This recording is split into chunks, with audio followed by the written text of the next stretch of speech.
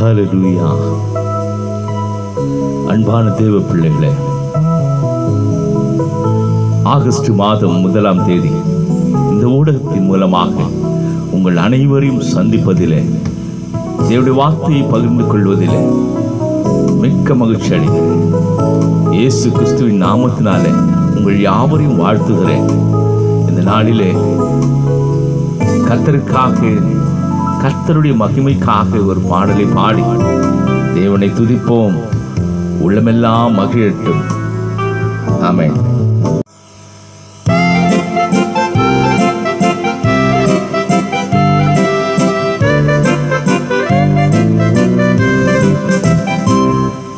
அன்பின் நாதா, எனக்கென்று ஒன்றையும் நான் விரும்பவில்லை.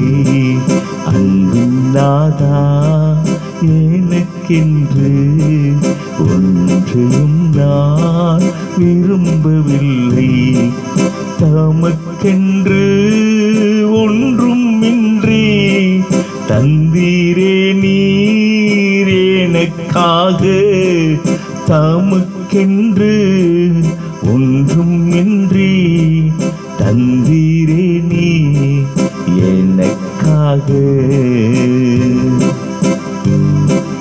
நன்மை ஒன்றும் என்னில் இல்லை, நாடி வந்தே ஏனோ என்னை. நன்மை ஒன்றும் என்னில் இல்லை, நாடி வந்தே ஏனோ என்னை.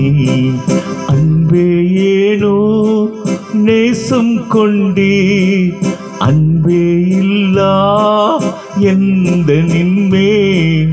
அன்பே ஏனோ நேசம் கொண்டே, அன்பே இல்லா எந்த நின்மேல். அன்பின் நாதா, எனக்கென்று ஒன்றையும் நான் விரும்பவில்லை. உம்மிடைய பாரம் தாரும், உம்மை போல என்னை மாற்றும். உன்னிடைய பாரம் தாரும், உம்மை போல என்னை மாற்றும். எந்தன் வாழ்வை எண்ணி உந்தன் உள்ளம் என்றும் மகிழ வேண்டும். எந்தன் வாழ்வை எண்ணி உந்தன் உள்ளம் என்றும் மகிழ வேண்டும். அன்பின் நாதா, எனக்கென்று ஒன்றையும் நான் விரும்பவில்லை. உந்தன் அன்பின் ஆழம் கண்டேன், எந்தன் வாழ்வை அர்ப்பணித்தேன். உந்தன் அன்பின் ஆழம் கண்டேன், எந்தன் வாழ்வை அர்ப்பணித்தேன். எந்த நேரம் எந்த எல்லாம் உந்தன் பணி சேவை கல்லோ. எந்த நேரம் எந்த எல்லாம் உந்தன் பணி சேவை கல்லோ. அன்பின் நாதா, எனக்கென்று ஒன்றையும் நான் விரும்பவில்லை. அன்பின் நாதா, எனக்கென்று ஒன்றையும் நான் விரும்பவில்லை. தமக்கென்று ஒன்றும் இன்றி தந்தீரே நீர் எனக்காக. தமக்கென்று ஒன்றும் இன்றி தந்தீரே நீ எனக்காக.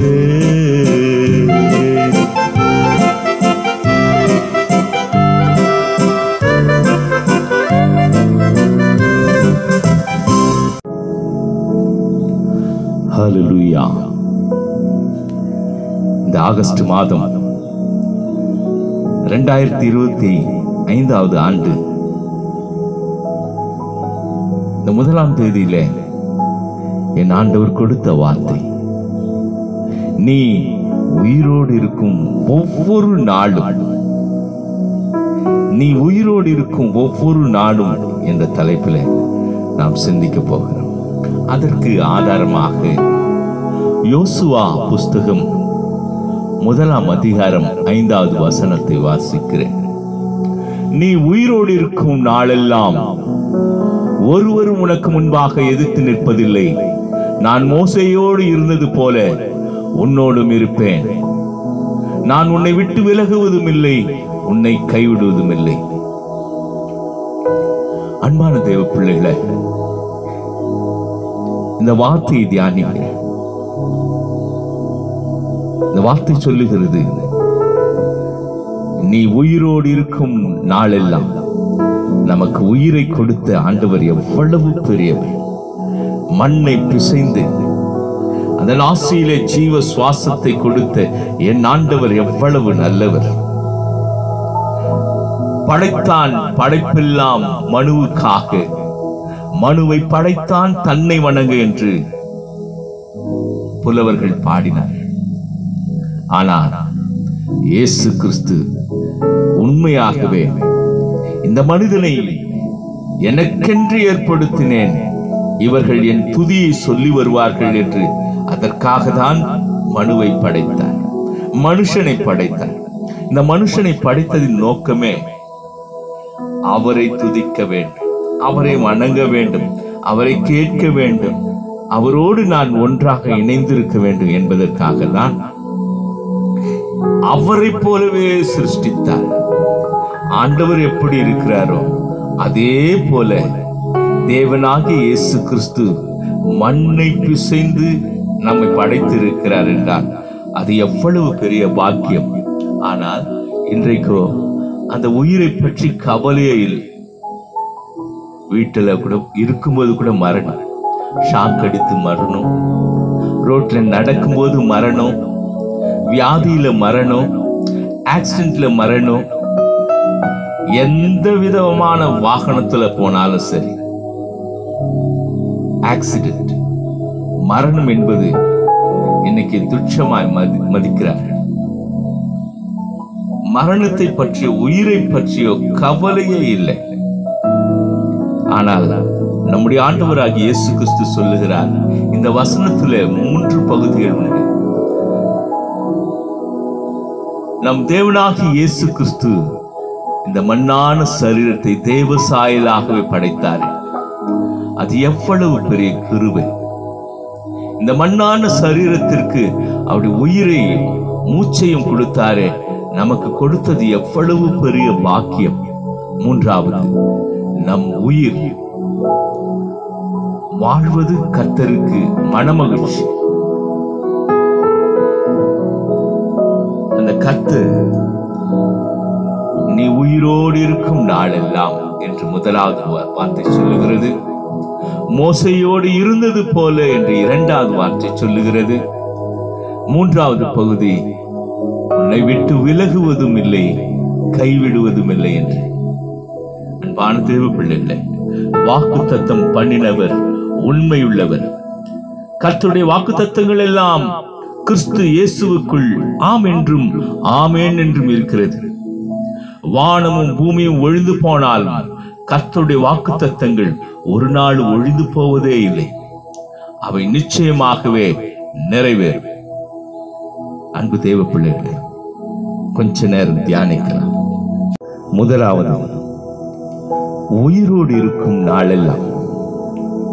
யோசுவா எகிப்தை விட்டு வெளியே வரும்போது யோசுவாவுக்கு 40 வயது, மோசேக்கு 80 வயது. சற்று யோசித்து பாருங்கள். இப்பொழுது கானான் தேசத்துக்குள்ளாக போகிறார்கள். மோசே யோசுவாவை அழைத்து, இனி நீதான் நடத்தி செல்ல வேண்டும்.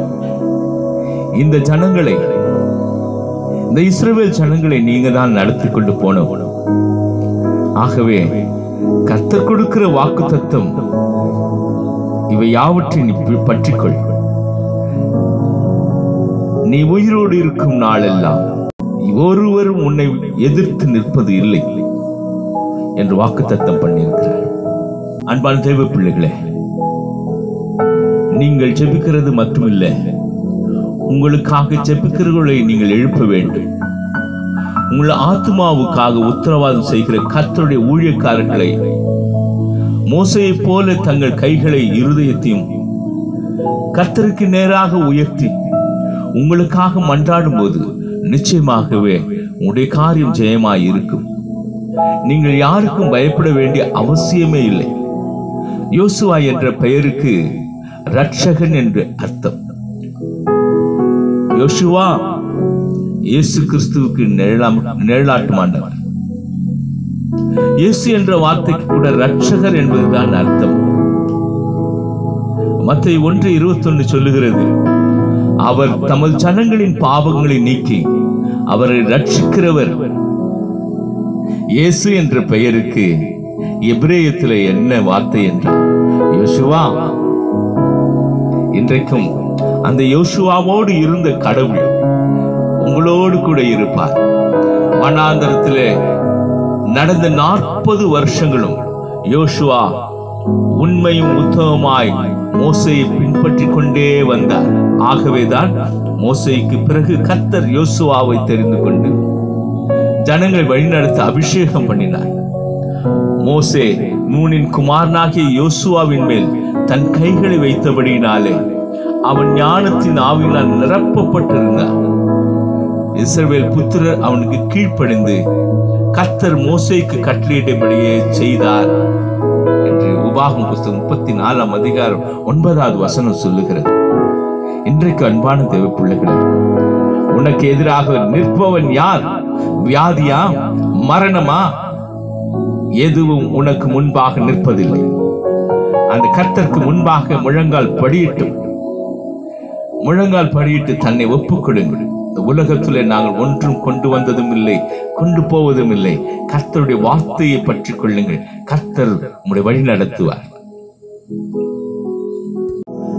இரண்டாவது, மோசையோடு இருந்தது போல, நான் மோசையோடு இருந்தது போல உன்னோடும் இருப்பேன். இதை கேட்கிற ஒவ்வொருவரும் கூட இயேசு கிறிஸ்து உன்னோடு கூட இருக்கிறார். நாம் ஜீவிக்கிற இந்த உயிர் அவர் கொடுத்தது. இது தாய் தந்தையினாலே வந்தது அல்ல. நம்முடைய ஆண்டவராகிய இயேசு கிறிஸ்து கொடுத்த இந்த உயிர் மூச்சு எவ்வளவு முக்கியம். ஆகவே கர்த்தருடைய வார்த்தையை பின்பற்றுங்கள். மோசையோடு உயிரோடு இருந்த வருடங்கள் 120, யோசுவா 110. மோசே செய்த சில அற்புதங்களை எகிப்தின் மந்திரவாதிகளும் செய்தார்கள். ஆனாலும் எல்லா அற்புதங்களும் செய்ய முடியவில்லை. மோசே சாம்பலை வாரி வானத்துக்கு நேராய் வீசின போது எல்லா எகிப்தியர் மேலும் மந்திரவாதிகள் மேலும் எரி கொப்பளங்கள் வந்தன. ஒருவராலும் மோசையை எதிர்த்து நிற்கவே முடியவில்லை. கர்த்தர் மோசையை நோக்கி, பார், உன்னை பார்வோனுக்கு தேவனாக்கினேன்.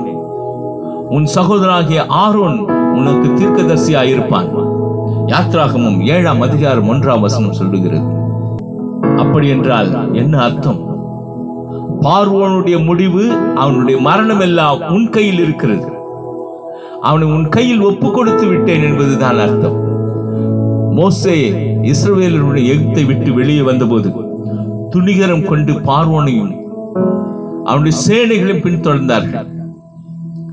மோசே கோலை நீட்டின போது பார்வோனும் அவனுடைய சேனைகளும் சிவந்த சமுத்திரத்தில் அழிந்து மாண்டு போனார்கள். தேவ பிள்ளைகளே, நீங்கள் உயிரோடு இருக்கும் நாளெல்லாம் ஒருவனும் உங்களை எதிர்த்து நிற்பதே இல்லை. வாக்கு தத்தத்தை பற்றிக் கொள்ளுங்கள். வாக்கு தத்தம் பண்ணினவர் மாறாதவர். இன்றைக்கும் அவர் நம்மோடு கூட இருக்கிறார். நம்முடைய ஆவி ஆத்தும சரீரத்தை ஒப்புக் கொடுங்க. திருத்துவ தேவன், பிதாவாகிய தேவன், குமாரனாகிய கிறிஸ்து, பரிசுத்தாவியாகிய தேவன் நமக்கு ஆவி ஆத்தும சரீரத்தில் ஒன்றாக இருக்கும்படி இன்றைக்கும் நம்முடைய பரிசுத்த ஆவியாகிய தெய்வம் வழிநடத்துவாராக. மூன்றாவதாக, உன்னை விட்டு விலகுவதில்லை, உன்னை கைவிடுவதில்லை என்று வாக்குத்தத்தம் பண்ணினார். எல்லா வாக்கு தத்தங்களிலும் சிறந்தது, மேன்மையானது இந்த வார்த்தையாகும். அதன்படி தேவ சமூகம், தேவ பிரசன்னம், தேவ கிருபை, தேவ காருண்யம், தேவ தயவு எல்லாம் உங்களோடு கூட இருக்கிறது. கர்த்தரை விட்டு எந்த வல்லமை உங்களை பிரிக்கவே முடியாது. நான் உன்னை விட்டு விலகுவதில்லை என்று சொன்ன கர்த்தர், மோசையோடு இருந்த கர்த்தர் பெரிய காரியங்களை செய்வார். யோசேப்போடு இருந்த கர்த்தர் இன்றைக்கு அந்த யோசேப்பை எப்படி உயர்த்தினார்?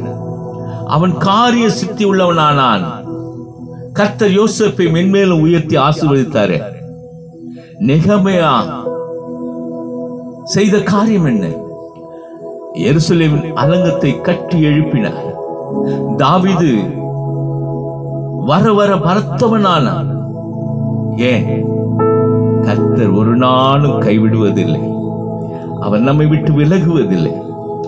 அவர்களும் உங்களோடு இருக்கிறபடியால் நீங்கள் உயிரோடு இருக்கிற நாளெல்லாம் ஒருவனும் உங்களை எதிர்த்து நிற்பதில்லை.